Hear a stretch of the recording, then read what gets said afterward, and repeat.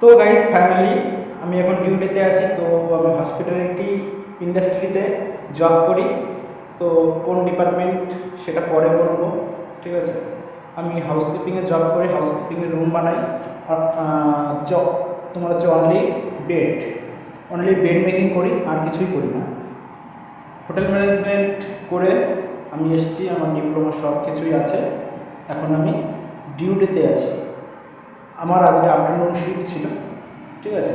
আমি আজকে ওই আফটারনুন শিফটে এসেছি। তো আজকে ব্রেকফাস্ট করতে পারিনি। আমি পুরো একবারে এসে লাঞ্চ করেছি। তারপর 7টা সাড়ে 7টা নাগাদ আমি ডিনার করেছি। আবার খাবার নিয়ে যাওয়া হচ্ছে, খাবার নিয়ে যাব, ঠিক আছে। তো গাইস ফাইনালি চলো নেক্সট ভিডিও দেখা হচ্ছে তোমাদের সাথে। টাটা।